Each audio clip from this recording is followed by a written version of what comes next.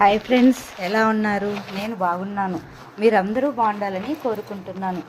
Friends, మీకు నా కథలు నచ్చినట్టయితే ప్లీజ్ సబ్స్క్రైబ్ చేయండి, షేర్ చేయండి, లైక్ చేయండి. ఇప్పుడు కథలోకి వెళ్దాం. చదువుతున్నది శోభారెడ్డి. అక్కకి నాన్న చిన్నప్పుడే పెళ్లి చేశారు. బావ పెళ్ళి అయిన 3 నెలలకే పోయారు. అక్క ఓ పక్క ఇంట్లో పని అంతా చూస్తూనే బయట ఉద్యోగం చేస్తూ ఏదో విధంగా టైం మిగుల్చుకుని తన వల్ల ఎవరికైనా సాయం కావాలి అంటే కష్టం అనుకోకుండా, ఖర్చుకు వెనుకాడకుండా, ఎవరైనా ఏమైనా అంటారేనో భయం కించిత్తైనా లేకుండానే సాయపడేది. అక్కతో ఒకసారి పరిచయమైన వారు ఆమెను అభిమానించకుండా ఉండలేరు. అక్కకి సినిమాలు చూడాలని ఉండేది కాదు. పెద్దగా పుస్తకాల మీద కూడా ఆసక్తి లేదు. ముకుందరావు పెదనాన్న శివాకి మేము ఉండే అడ్రస్ చెప్పి రమ్మనమని కోరాడు. కానీ శివ రాలేదు. 15 రోజుల తర్వాత ఓ రోజు సాయంత్రం నేను కాలేజీ నుంచి వచ్చేసరికి శివ మా ఇంట్లో కూర్చుని అక్కతో కబుర్లు చెబుతున్నాడు. ఇద్దరి మధ్య చాలా ఉత్సాహంగా చర్చ సాగుతుంది. నేను రాగానే అక్క అతన్ని శివ అంటూ పరిచయం గుర్తుకు చేసింది. ఏ శివ అన్నాను. నేను అతన్ని మర్చిపోయి ఎవరన్నట్టు చూసేసరికి అక్కకి చాలా కోపం వచ్చింది. కబ్బన్ పార్కులో పెదనాన్న. ఓ అవును కదూ, గుర్తుకొచ్చి నమస్కరించాను. వెంటనే నా గదిలోకి వెళ్ళిపోయాను. నాకు పరీక్షలు దగ్గరకు వస్తున్నాయి. అక్క శివ ఇద్దరూ శిశు విహార్ అంటూ గడగడా మాట్లాడేస్తుంటే చదివింది నాకు బుర్రకెక్కక చెవుల్లో వేలు పెట్టుకున్నాను. అతను వెళ్ళిన తర్వాత అక్క రయ్యన్ నా దగ్గరకు వచ్చింది. అతను ఉండగా అలా పుస్తకం పట్టుకుని గదిలో నుంచి రాకుండా ఉంటే బాగుంటుందా అంటూ చడామడా చివాట్లేసింది. అక్క ఏదైనా సహిస్తుంది కానీ ఎవరి పట్లైనా మర్యాద లోపం జరిగితే ఊరుకోదు. తర్వాత శివ మా ఇంటికి వచ్చినప్పుడు నాకు ఇష్టం ఉన్నా లేకపోయినా వచ్చి బాగున్నారా అంటూ పలకరించి వెళ్ళేదాన్ని. అక్క ఇంట్లో లేకపోతే కూర్చోమని మర్యాద చేసి టీ ఇచ్చేదాన్ని. నాకు మీ మీద ప్రేమ కాదుండోయ్, మా అక్క అంటే భయం అని నిర్మోహమాటంగా చెప్పేదాన్ని. శివ పకాలు నవ్వేసేవాడు. శివతో పరిచయమైన కొద్ది రోజులకి అతనితో నాకు చనువు పెరిగింది. ఆ చనువు ఎలాంటిది అంటే, నాకేదైనా కావాలి అంటే అక్క వద్దన్న వాటిని అతని దగ్గర సనిగేదాన్ని. అతను వెంటనే నా తరపున వకాల్తా పుచ్చుకుని అక్కతో వాదించి ఆ పని జరిగేటట్టు చూసేవాడు. శివ మంచితనం పరిచయమైన పెరిగే కొద్దీ మమ్మల్ని ఆకట్టుకుంది. అతను ఆడపిల్లల్ని గౌరవంగా చూసేవాడు. మా చుట్టూ ఉన్న మిగతా మగపిల్లల్లా వెకిలి చేష్టలు, గూఢార్థపు మాటలు లేవు. ఇంట్లో మగతోడు లేకపోవడంతో ఇలాంటి మాటలు పరాయి వాళ్ళ నుంచి విని విని విసిగెత్తిన నాకు శివ పరిచయం ఒక స్నేహ వయాశిస్సులా శాంతియుతంగా అనిపించసాగింది. అక్కకు శివకు ఈ స్నేహం వల్ల, ఒకరి సంఘసేవ వల్ల ఒకరి అభిప్రాయం ఇంకొకరితో బాగా కలిసిపోవడంతో శివ వస్తే గంటల తరబడి మా ఇంట్లో కూర్చోవటం అలవాటైంది. అతని కోసం ఫ్రెండ్స్ వచ్చేవారు. అతను ఊరిలో లేనప్పుడు వాళ్ళు వచ్చి శివ ఎప్పుడొస్తాడు అంటూ అక్కను అడిగేవారు. శివ అక్కకు ఒక యూనిసెఫ్ ప్రాజెక్ట్ తీయించి ఇస్తానని అన్నాడు. ఇద్దరూ ఆ పనుల మీద క్షణం ఇంట్లో ఉండకుండా తిరిగేవారు. బయట నుంచి వచ్చేటప్పుడు నన్ను గుర్తు పెట్టుకుని శివ పండో బిస్కెట్ ప్యాకెట్టో తెచ్చేవాడు. నేనేం చిన్నపిల్లనా అంటే మా కళ్ళకి చిన్నపిల్లవే అనేవాడు. ఇంటికి తరచుగా పోయేవారి రాకపోకలు పెరగటంతో అక్క సంపాదన ఓ మూలకు రావటం లేదు. మొదటి నుంచి నాకు బాగా బుద్ధి తెలిసినప్పటి నుంచి మా ఇంట్లో డబ్బు పెత్తనం నాదే. ఏమిటో బాబు, ఆ ఖర్చు పెట్టడమే తప్ప తర్వాత దాని సంగతే గుర్తుండదంటూ అక్క డబ్బు తెచ్చి నా చేతుల్లో పెట్టి అదేదో ఇంటి సంగతి నువ్వే చూడు అనేది. అక్క పార్ట్ టైం లెక్చరర్గా చేసేది. అది కాకుండా ఇంటి దగ్గర ట్యూషన్స్ కూడా చెప్పేది. శివారాగ్తో ఆ ప్రాజెక్ట్స్ అంటూ తిరగడంతో అక్కకి ట్యూషన్ చెప్పే టైం మిగలకుండా పోయింది. ఆ బాధ్యత నా నెత్తి మీద పడింది. నాకు ఒక పక్క చదువు, ఇంకో పక్క ఇంటి పని, పైనుంచి ట్యూషన్స్ చెప్పడం. కానీ ట్యూషన్స్ చెప్పడంలో అక్కకు గల నేర్పు, సహనం నాకు లేకపోవటం వల్ల రాను రాను పిల్లలు తగ్గిపోయారు.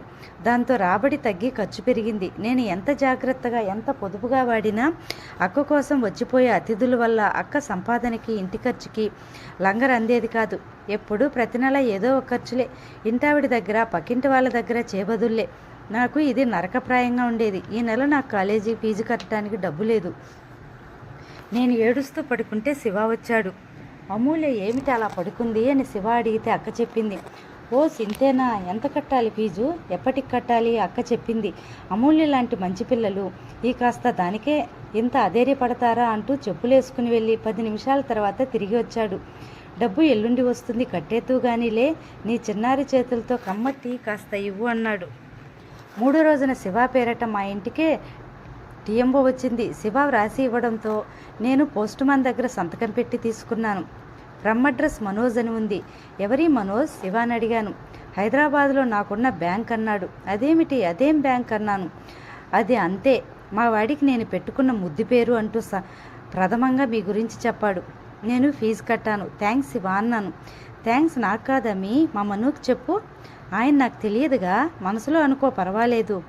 ఓహో, నీకే చెప్తాను. సరే, నువ్వు చెప్పిన థ్యాంక్స్ నేను మను 50-50 పంచుకుంటాంలే అంటూ నవ్వేశాడు. శివ అక్కలాగానే నన్ను అమీ అని పిలిచేవాడు. ఆ పిలుపు ఎంతో ఆత్మీయంగా, ఎంతో సహజంగా ఉండేది.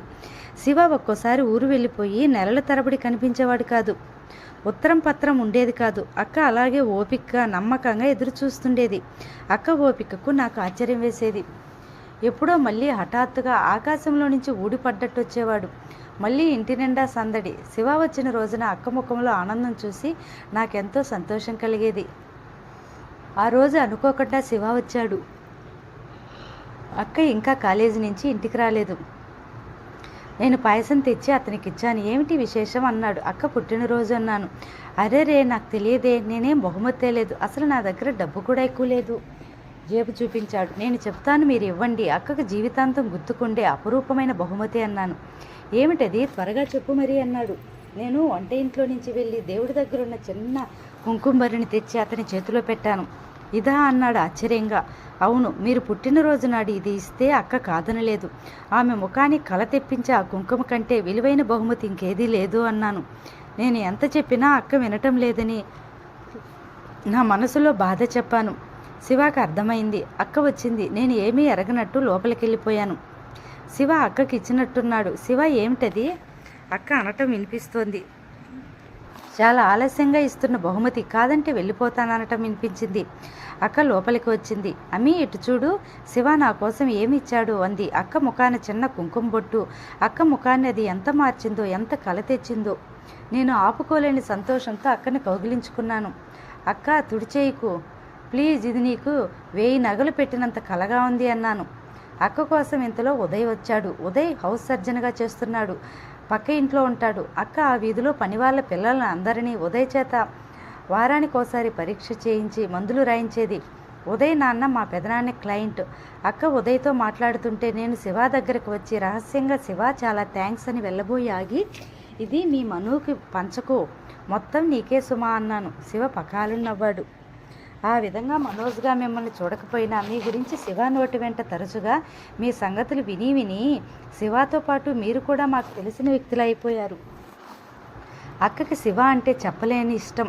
ఇద్దరి అభిప్రాయాలు, ఆదర్శాలు ఒక్కటే. కాకపోతే ఇద్దరికీ ఒక విషయంలోనే వ్యత్యాసం. శివ ఇల్లు అనేదానికి బందీ కాదు. అక్క ఇంటినే జీవితం అనుకునే మనిషి. బయట ఎంతగా ఎవరికి సేవలు చేసినా ప్రతి మనిషికి నాది అనే ఇల్లు, నా మనసులోనే వ్యక్తులు కావాలి అనేది. ఇది కేవలం స్వార్థం. ఇది మనిషిని ఎరగనీయదు. చుట్టూరా గోడలు కట్టుకొస్తుంది, చివరికి సమాధిగా మారుస్తుంది అనేవాడు శివ. ఇద్దరూ ఈ విషయంలో మాత్రం ఎవరికి వారే ఎదుటివారిని తమ అభిప్రాయానికి రప్పించాలన్నట్టు వాదులాడుకునేవారు. నేను చదువుకుంటూనే మధ్య మధ్యలో ఆసక్తిగా ఈ తర్కం వినేదాన్ని. ఒకసారి ఈ వాదులాట తీవ్రమైంది. శివ వెళ్ళిపోయి రాలేదు. అక్క ఏడుస్తూ పడుకుంది. నేను శివ ఉన్న చోటుకి వెళ్ళి చెప్పాను. శివ నాతో వచ్చాడు ఇంటికి. అమూల్యను పంపకుండా నువ్వు వస్తే నాకు సంతోషం కలిగేది. ఇద్దరు ఫ్రెండ్స్ మధ్య అహం అడ్డు రాకూడదు అన్నాడు. అక్క క్షమాపణ చెప్పేసి ఇద్దరూ నవ్వుకుంటూ మళ్ళీ పని గురించి కబుర్లలో పడిపోయారు. నా గుండెల మీద నుంచి భారం దింపినట్టయింది. ఆ రోజు నా రిజల్ట్స్ వచ్చాయి. ఫస్ట్ను పాస్ అయ్యాను. నా సంతోషానికి అవధుల్లేవు. ఇంతలో శివ వచ్చాడు. అక్క ఈ ఆనందం అతనికి పంచింది. నిజంగానా? కంగ్రాచులేషన్స్ అన్నాడు. అక్క అతనికి కాఫీ ఇవ్వటానికి వంటింట్లోకి వస్తుంటే నేను భుజాలు పట్టి ముందు గదిలోకి తోశాను. నేను నా చేతులతో స్వయంగా ఇస్తాను అన్నాను. అక్క ముందు గదిలో శివతో మాట్లాడుతోంది. చదువు పూర్తయింది. నా జీవితంలో ఒక అధ్యాయం ముగిసింది. ఈ రోజు నుంచి మరో కొత్త జీవితంలో అడుగు పెడుతున్నా నేను. నాకేమిటో స్వతంత్రం వచ్చేసిన ఆనందం. నేనిప్పుడు నా కాళ్ళ మీద ఆర్థికంగా నిలబడగలి స్వతంత్రాలయ్యాను. సంతోషం నన్ను ఉక్కిరిబిక్కిరి చేస్తుంది. గిర్రుని తిరగాలనిపిస్తోంది. స్టవ్ మీద పాలు పెట్టాను. అవి పొంగాయి. గబాల్ని వచ్చి దించిపోయాను. కొంగు ముందుకు పడింది. స్టవ్ తీసే లోపలే నా చీర అంటుకుంది. చూస్తుండగానే నా చుట్టూ మంటలు అలుముకోసాగాయి. నా అరుపులకు అక్కా శివ పరిగెత్తుకొచ్చారు. అతి కష్టం మీద మంటలార్పారు. నా శరీరం చేతుల దగ్గర, నడుం దగ్గర, కాళ్ళ మీద కాలింది. అదృష్టవశాత్తు ముఖానికి తగలలేదు. కాలిన గాయాలతో నన్ను హాస్పిటల్లో చేర్పించారు. నెలాఖరు దగ్గర డబ్బులు లేవు. అక్క ఏడుస్తుంటే శివ ఓదార్చాడు. డబ్బుకేం భయం లేదు శారదా, ధైర్యంగా ఉన్నట్టు అన్నాడు. ఉండు అన్నట్టే అండగా నిలిచాడు. హాస్పిటల్ నుంచి నేను తిరిగి వస్తానని అనుకోలేదు. కోలుకోవటానికి చాలా రోజులు పట్టింది. శివ అన్ని రోజులు మమ్మల్ని వదిలి ఎక్కడికి వెళ్ళలేదు. డబ్బు ఖర్చంతా అతనే భరించాడు. నేనైతే లేచి మళ్ళీ మనిషిగా తిరుగుతానని అనుకోలేదు. హాస్పిటల్ నుంచి ఇంటికి తిరిగి వస్తానని అనుకోలేదు. అక్క సేవలు, శివ చెప్పిన ధైర్యం నన్ను బ్రతికించాయేమో అనిపించింది. ఎలాగైతేనేం ఇంటికి తిరిగి వచ్చాను. అక్క నాకు ఎర్రనీళ్ళు దిష్టి తీసి నన్ను కౌగిలించుకుని బావురుమని ఏడ్చింది. నా గదిలో మంచం మీద కూర్చొని నా పుస్తకం చేతుల్లోకి తీసుకుంటుంటే నాకు కూడా చెప్పలేని ఏడుపొచ్చింది. నాకు పునర్జన్మ ప్రసాదించిన శివకు చేతులు జోడించి దండం పెట్టాను. శివ, నీకు కృతజ్ఞతలు ఎలా తెలపాలో తెలియటం లేదు అన్నాను. చీచీ పిచ్చి అమ్మి, ఏమిటది? మనం ఒకరికొకరు సాయం చేసుకోకపోతే ఎలా అంటూ దండం పెట్టిన నా చేతులు విడదీశాడు. నువ్వు కృతజ్ఞతలు చెప్పాల్సింది నాకు కాదు, మా మనోజ్కి. వాడు అడిగిన వెంటనే ఎందుకు ఏమిటి అని ఆరాలు అడగకుండా డబ్బు పంపకపోతే నేనేం చేయగలవాడిని చెప్పు. ఓకే, నువ్వు చెప్పే కృతజ్ఞతలు వాడికి నాకు 50-50 అలా పంచుకోవటం మాకు అలవాటే అన్నాడు. నువ్వు అతనికి ప్రత్యేకంగా నేను చెప్పానని చెప్పు అన్నాను. నువ్వే చెప్పు అన్నాడు. ఎలా? అడ్రస్ ఇస్తాను, ఉత్తరం రాయి అన్నాడు. ఉత్తరం రాస్తుంటే నా మనసంతా ప్రతి అక్షరంలో కృతజ్ఞత రంగరించి తడిపి తెల్లగాగితం మీద అద్దినట్టే అనిపించింది. కానీ చించేశాను. అతనికి అర్థమవుతుందా, సిల్లీగా అనిపిస్తుందేమో. తర్వాత ఒకసారి శివతో అన్నాను, శివ, ఈ జన్మలో ఎప్పుడైనా సరే మీ మనోజ్ను ఒక్కసారి చూస్తాను సుమా. జన్మలోనా? అంత పెద్ద మాటలు ఎందుకు, ఇప్పుడే చూడు. ఇప్పుడా? ఆశ్చర్యపోయాను. అవును అంటూ జేబులో పర్సులో ఉన్న ఫోటో తీసి నాకు ఇచ్చాడు. అక్క బయట నుంచి, శివ ఆటో వచ్చింది, టైం అవుతోంది అని కేక పెట్టింది. వస్తున్నా అంటూ శివ వెళ్ళిపోయాడు. శివ, మీరు ఇద్దరూ ఉన్న ఫోటో అది. మొట్టమొదటిసారిగా మిమ్మల్ని చూశాను. నాకెందుకో తెలియదు, చాలా సంతోషంగా అనిపించింది. దేవుడికి దండం పెట్టుకున్నట్టే నమస్కరించాను. ఆ తర్వాత ఫోటో నా దగ్గరే ఉండిపోయింది. శివ ఆ సాయంత్రం ఊరు వెళ్ళిపోయాడు. నేను ఉద్యోగ ప్రయత్నాలు ప్రారంభించాను. కానీ ప్రతి వాళ్ళు డిగ్రీ వినగానే ఇది ఎందుకు చదివావు అనేవారు. నా కర్మ, నాకు ఇష్టమైన అనుకున్న దాంట్లో సీటు రాక ఏదో ఒక డిగ్రీ అని ఏడ్చుకున్నానని లోపల అనుకునేదాన్ని. ఒకసారి చాలా ఆవేశం వచ్చేసింది. ఇంటర్వ్యూకి పిలిచి ఇదే ప్రశ్న అడిగిన ఆయన్ను, ఇస్తే ఉద్యోగం ఇవ్వండి, లేకపోతే లేదు. అనవసరమైన చెత్త ప్రశ్నలు వేయకండి. ఈ ప్రపంచంలో చదవాలని అనుకున్న చదువు చదవలేక ఏదో ఒకటి చదివిన వాళ్ళు లక్షలు కోట్ల మంది ఉన్నారు అన్నాను ఆవేశంగా. ఆవేశపడకమ్మా, మా వాడు న్యూక్లియర్ ఫిజిక్స్ చదివి సినిమా యాక్టర్ అయి కూర్చున్నాడు, నాకు తెలుసు అన్నాడు.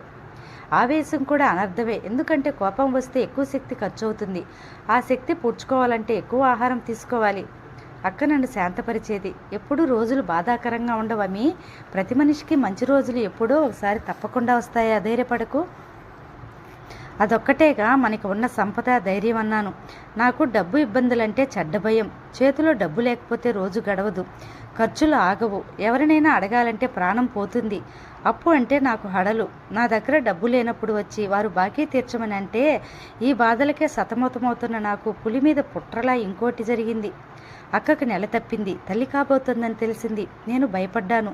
అక్కకి శివ పెళ్లి చేసుకుంటాడా అక్కని? అక్క ఏం చేస్తుందో? అక్క ఫ్రెండ్ ప్రమీల ఈ విషయం తర్కించుకుంటున్నారు. నేను నా గది సర్దుతుంటే వారి మాటలు వినిపిస్తున్నాయి. శారద, శివాని పెళ్లి చేసుకోమని అడుగు.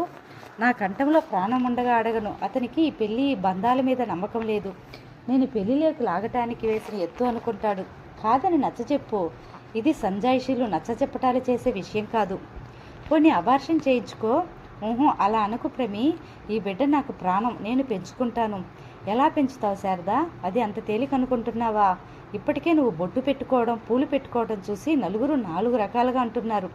ఇక నెల తప్పిందని తెలిస్తే ఈ వాడగట్టున బ్రతకనిస్తారా? అసలు అమూల్య సంగతి ఆలోచించు ముందు. నేను గదిలో నుంచి చర్రునొచ్చాను. నాకేం భయం లేదు. మా అక్కకి ఏది సంతోషమైతే అది జరుగుతుంది.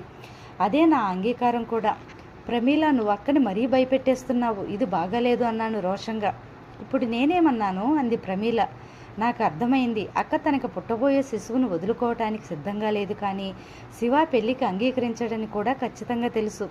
నా జీవితం మీద ఈ మచ్చ ఏ ఆపద తెస్తుందోనని భయం. శివ నేపాల్ వెళ్ళాడు. శివాకి ఎప్పుడూ ఉత్తరాలు వ్రాయటం అలవాట్లేదు. అక్క అతనికి తన తల్లిని అయ్యానని చెప్పలేదు. మేము ఇల్లు మారాం. ఉదయ్ ఈ టైంలో చాలా సాయం చేశాడు. అక్క ప్రసవించింది, మగపిల్లవాడు పుట్టాడు. అనుకోకుండా చాలా రోజుల తర్వాత శివ వచ్చాడు. నేను చెప్పేశాను. శివ నిర్ఘాంతపోయాడు. అక్క అప్పటికి 20 రోజుల బాలింతరాలు. శివ అక్కతో తనకెందుకు తెలియజేయలేదని పోట్లాడాడు. చూశావురా, మీ అమ్మా నాన్న పోట్లాడుకుంటున్నారు. నువ్వు తీర్పు చెప్పమ్మా అన్నాను నేను ఉయ్యాలలో పిల్లాడిని తెచ్చి శివాకిస్తూ. శివాకి పిల్లల్ని ఎత్తుకోవటం చేత కాదు అమ్మీ, ఈ ప్రపంచంలో ఎవరూ చేయలేని పని వీడు చేసేస్తున్నాడు అన్నాడు శివ. ఏమిటది అన్నాను. నన్ను వీడు లొంగదీసేస్తున్నాడు, నా స్వభావం మార్చేస్తున్నాడు, మా అమ్మని పెళ్లి చేసుకుంటావా లేదా అంటూ నన్ను బెదిరిస్తున్నాడు అన్నాడు. నేను సంతోషంగా నవ్వాను. అక్క వైపు చూశాను. అక్క ముఖంలో ఆనందరేఖలు విరిసినాయి. శివ తనే వరుణ్ అని పేరు పెట్టాడు. శివ అక్కని పెళ్లి చేసుకోవడానికి నిశ్చయించుకున్నాడు. కానీ దైవ నిర్ణయం వేరుగా ఉంది. అక్కకి జాండీస్ వచ్చింది. పచ్చి బాలింతరాలు. కామెరలు తగ్గినట్టే తగ్గి బాగా తిరగబెట్టినాయి. అక్క తిప్పుకోలేకపోయింది, కోలుకోలేదు. వరుణ్ పుట్టిన నెల రోజులకు మమ్మల్ని వదిలేసి వెళ్ళిపోయింది. అక్కని బ్రతికించడానికి ఉదయ్ కూడా ఎంతో సాయం చేశాడు. కానీ అతని ప్రయత్నం ఫలించలేదు. నేను నన్ను ఓదార్చుకోవాలో శివాను ఓదార్చాలో, పసివాడి పాలన చూడాలో అర్థం కాలేదు. నాకు చిన్నప్పుడే అమ్మా నాన్న పోయారు. అక్క నాకు సర్వస్వం. అక్క పోవటంతో నా కాళ్ళ క్రింద భూమి కదిలిపోయినట్టయింది. పైనుంచి వరుణ్ బాధ్యత శివ పండ్ల మీద వెళ్ళక తప్పలేదు. అతని వ్యవహారాలు అలాంటివి. కానీ అక్క పోయిన నాటి నుంచి శివ ఎక్కడున్నా వరుణ్ గురించి క్షేమ సమాచారాలు కనుక్కుంటూనే ఉన్నాడు. వరుణ్కి నేను తోడు, నాకు వరుణ్ తోడు. బయట చుట్టూ ప్రపంచంలో నా గురించి నానా రకాల మాటలు, అనేక పుకార్లు. నాకు ఉద్యోగం లేదు. ఇల్లు గడవటం కోసం ట్యూషన్ చెప్పటం తప్ప గత్యంతరం కనిపించలేదు. అన్నీ ధైర్యంగా తట్టుకున్నాను. ఎవరు ఏమైనా అనుకొని వరుణ్ నావాడు, వాడి సంరక్షణ భారం నాదే అని దృఢ నిశ్చయం చేసుకున్నాను. వాడికి 6 నెలలు వచ్చాయి. ఎక్కడైనా ఉద్యోగంలో స్థిరపడితే ఇక నా బాధలు లేవు. వరుణ్ గురించి బెంగలేదు. అప్పటికే తెలిసిన వాళ్ళు శివ మా ఇంటికి రాకపోకలు, వరుణ్లో శివ పోలికలు చూసి శివాకు నాకు పుట్టిన కొడుకు అని అపవాదు పుట్టించారు. ఇది విని శివ చాలా బాధపడిపోయాడు. అమ్మీ, నువ్వు చాలా అన్యాయంగా అందరి చేత మాటలు పడుతున్నావు. ఇది బాగాలేదు, నేను భరించలేను. వరుణ్ని ఎక్కడైనా ఆశ్రమంలో చేర్పిస్తాను అన్నాడు. నేను ఆడపురిలా చూశాను. ఏమన్నావు? ఆ మాట ఇంకోసారి అన్నావో ఈ గుమ్మంలో నిన్ను అడుగు పెట్టనేను. నీకు సిగ్గులేదా? కన్న తండ్రివి నువ్వు. బ్రతికి ఉండగా పినతల్లిని నేను ఉండగా వాడు అనాథ ఎలా అవుతాడు అంటూ అరిచాను. శివ ఖిన్నుడైనట్టు కూర్చున్నాడు. చేతుల్లో తలదించుకుని అన్నాడు. తల్లిదండ్రుల వారసత్వాలు కొన్ని పిల్లలకు వస్తాయంటారు. నా దిక్కుమాలని పోలిక వరుణ్ కూడా వచ్చిందేమోనని భయంగా ఉంది నాకు అన్నాడు. చేతకాని మాటలు మాట్లాడకు శివ. నువ్వు తలుచుకుంటే వాడిని నీ కొడుకుగా లక్షణంగా పెంచగలవు అన్నాను. ఎలా అని అడిగాడు. ఎవరినైనా మంచి అమ్మాయిని చూసుకుని పెళ్లి చేసుకో వరుణ్. పెళ్లి చేసుకో. వరుణ్ సంగతి ముందే చెప్పేయి. పెళ్లి చేసుకుని వాడిని దగ్గరికి తీసుకో. అప్పుడు అందరి పిల్లల్లా వాడికి ఒక ఇల్లు, అమ్మా నాన్న ఉంటారు. కానీ నేను పెళ్ళే వద్దనుకున్నాను. అక్కను నువ్వు చేసుకోవాలనుకోలేదా? రెట్టించాను. అది వరుణ్ కోసం. అదే ఇప్పుడు కూడా అంతే, కాస్త తేడా. వరుణ్ కోసం అక్కని చేసుకోవాలనుకున్నావు, లేకపోతే ఇంకో అమ్మాయిని చేసుకుంటావు. శారద వేరు అమూల్య. శారద లాంటి అమ్మాయి ప్రపంచంలో ఇంకొకరు ఉండరు. నేను హతాశురాలనయ్యాను. కానీ శివ, వెళ్ళిపోయిన అక్క కంటే ఉన్న వరుణ్ గురించి ఆలోచించు అన్నాను. వరుణ్ గురించి ఆలోచిస్తున్నానమ్మీ అన్నాడు. శివ వెళ్ళిపోయాడు. ఈ 6 నెలలు వరుణ్ణి పెంచడంతో వాడి పట్ల నాకు ఇంకా అనుబంధం పెరిగింది. నాకు ప్రాణంలా అయ్యాడు. ఎక్కడికి వెళ్ళినా ఏం చేస్తున్నా వాడి ధ్యాసే. ఓ పక్క ఆర్థికంగా ఒత్తిడి, మరో పక్క అక్కలేని వెలితి. నిమిషం అనిపిస్తుంది. వరుణ్ ఏడుస్తుంటే ఎత్తుకుని గుండెలు కత్తుకుని నేను నిన్ను ఓదారుస్తాను, కానీ నన్ను ఓదార్చేవారెవరు? నువ్వు పెద్దగా అయితే తప్ప అనుకునేదాన్ని. ఆ రోజు నేను ట్యూషన్ చెప్పడానికి వెళ్ళి తిరిగి వచ్చేసరికి పెదనాన్న వచ్చి ఉన్నారు. వెంట శివ కూడా ఉన్నాడు. ఇంత జరిగినా నాకు మాట మాత్రం చెప్పలేదేమిటి? కోపంగా అన్నాడు పెదనాన్న. ఆయన మమ్మల్ని బాగానే చూసినా మా పెద్దమ్మకు మేమంటే చాలా చిన్న చూపు. అందుకని చిన్నప్పటి నుంచి వారింటికి వెళ్ళే చనువు మాకు లేదు. ఆయన బెంగళూరు వచ్చి కూడా పిల్లలున్నారు అని గుర్తుకొచ్చి చూడడానికి రావటమే తప్ప మా కష్టసుఖాలు ఆయనకి వినిపించే అలవాటు మాకు ఎప్పుడూ లేదు. ఆయన మాకు తోడు అని మేము ఎప్పుడూ అనుకోలేదు. పెదనాన్న శివ ఈ పూట ఉండిపోయారు. నేను వంట చేసి వారికి భోజనం పెట్టాను. భోజనాలు అయిన తర్వాత పెదనాన్న అమూల్య ఇలారా కూర్చో, నీతో మాట్లాడాలి అన్నాడు. వరుణ్ణి ఆడిస్తున్న నేను వెళ్ళి కూర్చున్నాను. నేను నీతో ఒక మాట చెప్పదలుచుకున్నాను అన్నాడు ఆయన. చెప్పు పెదనాన్న అన్నాడు. శివ, నువ్వు వివాహం చేసుకోండి అన్నాడు. ఏమిటి? నేను వరుణ్ణి ఎత్తుకుని లేచాను. శివ వారిస్తూ ఆర్దింపుగా అన్నాడు. అమ్మీ ప్లీజ్, మాట పూర్తిగా విను. ఆవేశం తెచ్చుకోకు. ఇది నా కోసం కాదు, వరుణ్ కోసం, నీ కోసం, మీ ఇద్దరి క్షేమం కోసం తీసుకునే ఒక జాగ్రత్త మాత్రమే. మీ జాగ్రత్త నాకేం అవసరం లేదు శివ. మీకు సిగ్గుందా? అసలు మీరేం మాట్లాడుతున్నారు మీకు తెలుసా? వంటి మీదకి తెలివి తెచ్చుకోండి. నేను అక్కలాగా సహనవంతురాల్ని కాను అన్నాను ఆవేశంగా. మాట పూర్తిగా వినమ్మా, అంత కోపం పనికిరాదు. మేమంత ఆలోచించకుండా చెప్తామా?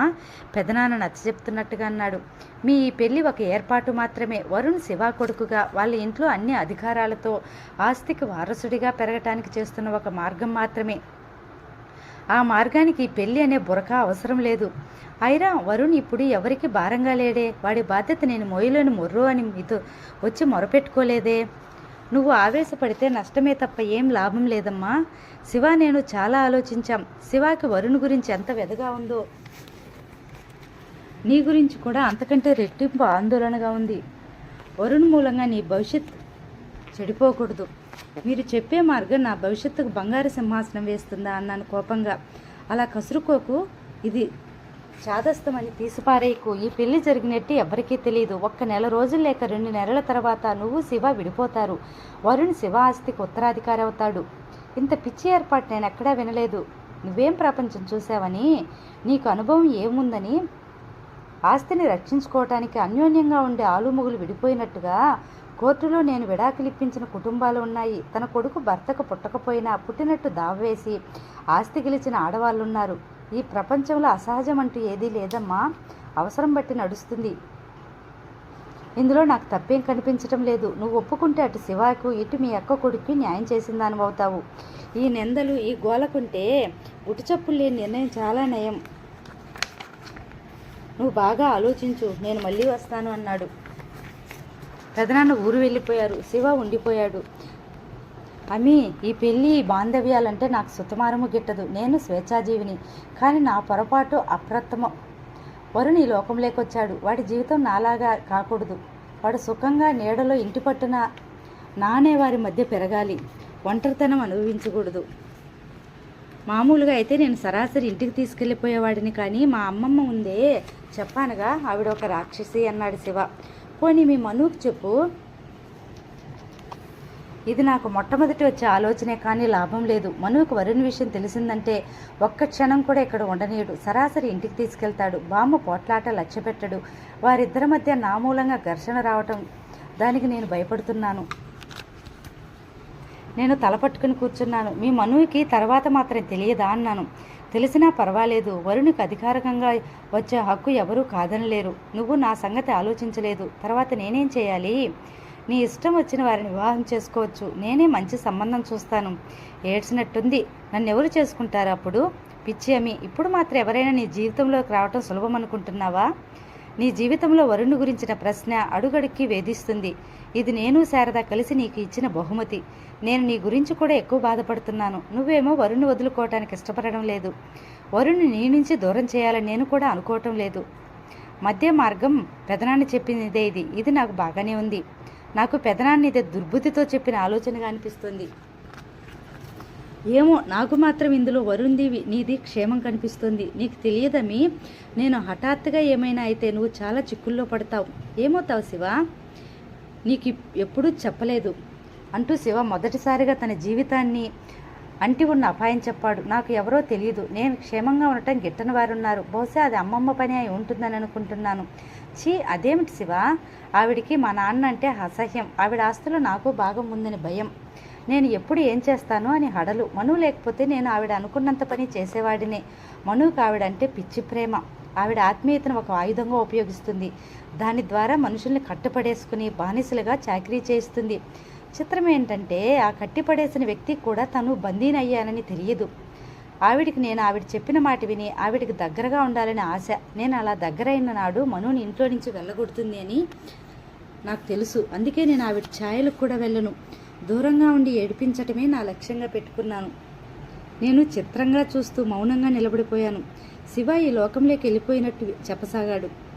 నాకు తెలుసమ్మి, నేను చిన్నవాడిని, 6 ఏళ్ళు ఉంటాయేమో. అర్ధరాత్రి దబదబా చప్పుడైతే కళ్ళు తిరిగి చూశాను. మా నాన్న మీద పడి 2 కర్రలతో బాదుతున్నారు.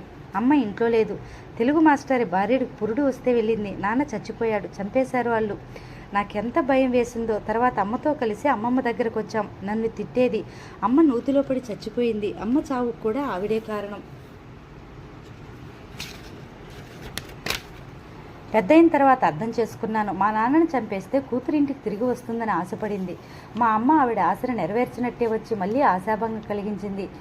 మీ అమ్మ ఎందుకు ఎదురు తిరగలేదు అన్నాను. అమ్మ పిరికిది. అమ్మమ్మకి ఎదురు తిరిగి జవాబు చెప్పగలిగినంత సత్తా ఆమెకు ఉంటే మా నాన్నని చంపించే ధైర్యం వాళ్ళకి వచ్చేది కాదు. నేను ఇలా దేశాలు బట్టి తిరిగి స్థితి వచ్చేది కాదమ్మి.